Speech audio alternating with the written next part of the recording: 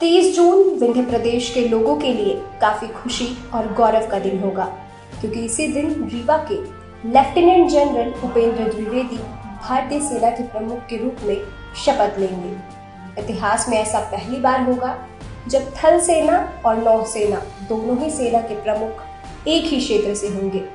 दरअसल वर्तमान में भारतीय नौसेना के प्रमुख एडमिरल दिनेश कुमार त्रिपाठी है, जो कि मध्य प्रदेश के विंध्य क्षेत्र से ही ताल्लुक रखते हैं। इतना ही नहीं, दोनों रीवा के सैनिक स्कूल के पूर्व छात्र रह चुके हैं और दोनों ही बचपन के मित्र भी हैं। ये रीवा सैनिक स्कूल के लिए बड़े गर्व की बात है कि दोनों ही सेना और नौसेना प्रमुख रीवा के सैनिक स्कूल के पूर्व छात्र रह चुके हैं।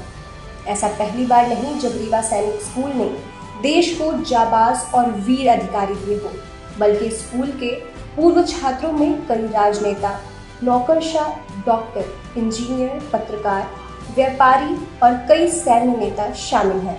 करीब 800 के करीब हमारे स्कूल के अधिकारी जो कि भिन्न भिन्न पदों पर हैं सेना में, और वे जो है अपने अपने कार्यक्षेत्र में जो है अपनी ऊंचाइयों पर पहुँचे हैं।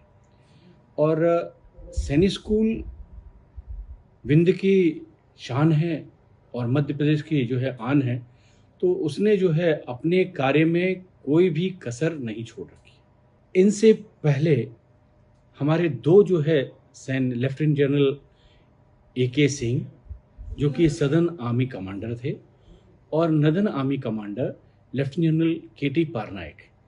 वर्तमान में KT पारनायक सर जो हैं वो अरुणाचल के गवर्नर हैं, और लेफ्टिनेंट जनरल AK सिंह पूर्व में जो है पांडिचेरी के जो है वो गवर्नर रह चुके हैं। सफेद शेरों की नगरी रीवा की अगर बात करें तो इसका एक अलग ही इतिहास है। इसकी शान अब भी बरकरार है, लेकिन रीवा की विरासत के अलावा इसकी एक और शान है, और वो है सैनिक स्कूल रीवा। सैनिक स्कूल रीवा के परिवार को सेनवा परिवार कहा जाता है। साथ ही स्कूल में पढ़ने वाले छात्रों को सैनविनियन कहते हैं। सफेद शेरों की भूमि में बना ये विद्यालय 274 एकड़ भूमि में फैला हुआ है। स्कूल का मुख्य उद्देश्य लड़कों को भारतीय सशस्त्र बलों में शामिल होने के लिए तैयार करना है।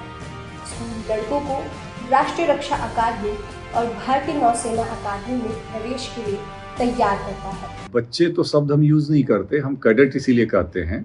और कैडेट शब्द तभी यूज होता है जब वो they are being prepared to join the army, they are making officers, they are in the process of making the officers, so it's why we call them cadets. So they follow a very gruesome routine. In the morning they leave their bed at 5.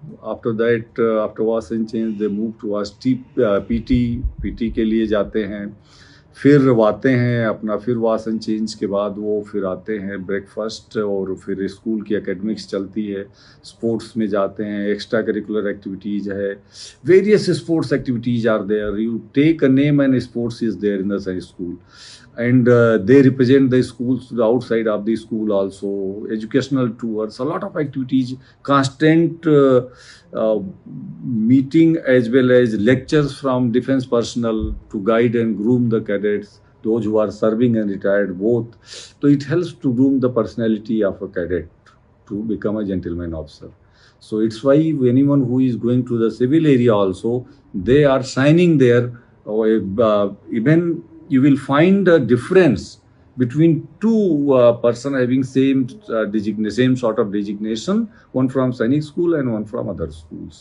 So this is the basic difference from other schools and the Sainik schools. सैनिक school Rewa की स्थापना 20 जुलाई 1962 को मध्य प्रदेश सरकार द्वारा प्रदान की गई एक ऐतिहासिक इमारत युवराज भवन के साथ विशाल संपत्ति में की गई थी। ये भव्य महल रीवा रियासत के युवराज पूर्व महाराजा मार्तंड सिंह जूदेव का था। Principal lieutenant colonel RRR Narang के गतिशील नेतृत्व में संस्थापक सदस्यों की टीम ने 20 जुलाई 1962 को व्हाइट टाइगर्स की इस भूमि पर स्कूल की स्थापना के लिए कड़ी मेहनत की, जिसके बाद रीवा में सैनिक स्कूल की शुरुआत हुई। सैनिक स्कूलों को सन 1962 में एक उद्देश्य के साथ जो है खोला गया था कि जिससे क्या है कि जो निचले तबके के हैं या मध्यम वर्गीय लोग जो हैं, वे मुख्य धारा में जो है सेना में जो है उन्हें प्रवेश दिलाया जाए। और उसके लिए जो है सैनिक स्कूल जो है अपने कार्य में जो है बहुत ही अच्छा अहम योगदान दिया है, क्योंकि एक शिक्षक का, एक सामान्य कर्मचारी का बच्चा या फिर किसी कंपाउंडर का भी, वो जो है उच्च से उच्च पद पर जो है पहुंचे हैं। तो सैनिक स्कूलों ने जो है अपना काम किया है जिस उद्देश्य के साथ जो खोले गए। 274 एकड़ में फैले इस विद्यालय की इमारत काफी अनूठी है। विद्यालय में स्थित 150 साल पुराना राजभवन छोटे बच्चों के लिए हॉस्टल का काम करता है।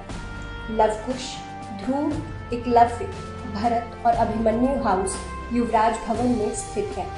सीनियर कैडेट्स के लिए अलग अलग 5 इमारतें बनाई गई हैं। Chambal house, Narmada house, Betwa house, Vindhya house और सतपुड़ा हाउस इसी के भाग हैं। सभी छात्रों के लिए कक्षा कक्ष, 50 कंप्यूटर वाला एक IT केंद्र, प्रयोगशालाएं, सभागार, पुस्तकालय, स्टाफ रूम, कला कक्ष, ऑडियो विजुअल कक्ष, लकड़ी, धातु और विद्युत कार्यशाला, NCC कार्यालय और शस्त्रागार आपातकालीन देखभाल कक्ष है। सैनिक स्कूल छात्रों को राष्ट्रीय रक्षा अकादमी और भारतीय नौसेना अकादमी में प्रवेश के लिए तैयार करता है, इसलिए स्कूल का वातावरण भी उसी के अनुसार बनाया गया है। सैनिक स्कूल रीवा का प्रशासन भारत के रक्षा मंत्रालय के तहत सैनिक स्कूल सोसाइटी नामक एक स्वायत्त निकाय द्वारा किया जाता है। सैनिक स्कूल सोसाइटी का नेतृत्व रक्षा मंत्री की अध्यक्षता में बोर्ड ऑफ गवर्नर्स करता है। कुछ लोग कहते हैं कि ऑफिसर्स की फैक्ट्री है, और इंडीड ये ऑफिसर्स की फैक्ट्री है ये स्कूल। पहले भी यहाँ से बड़े नामचीन ऑफिसर्स निकले हैं। हालांकि इस पोजीशन को पाने वाले अभी आप दोनों ही हैं। इसके बहुत नजदीक हमारे एक सुपर सीनियर थे, जनरल KT पटनायक, वो नॉर्दर्न आर्मी कमांडर रह चुके थे, अभी अरुणाचल प्रदेश के गवर्नर हैं। उनका भी काफी लाइकलीहुड था कि वो आर्मी चीफ बने, लेकिन ऐसा हो ना सका कुछ कारणों से। और अभी ये हम लोगों की खुशकिस्मती है और ये एक हिस्टोरिकल मोमेंट है। ऐसा होना शायद आगे कभी भी संभव नहीं होगा कि एक ही स्कूल के क्लासमेट्स एक ही क्लास के पढ़े हुए और 2 क्लासमेट्स जो हैं वो आर्मी और नेवी चीफ हैं एक कंट्री के, वो भी इंडिया जैसी कंट्री के। स्कूल ने शुरुआत से लेकर अब तक लगभग 950 अधिकारियों का योगदान दिया है।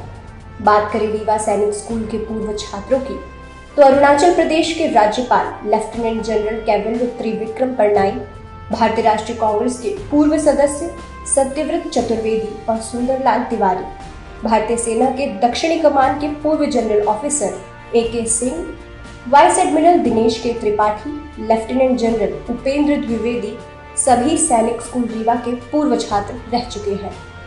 इतना ही नहीं, स्कूल के पूर्व छात्रों को 3 वीर चक्र, 3 शौर्य चक्र, 4 सेना पदक और कई विशिष्ट सेवा पदकों से सम्मानित किया गया है।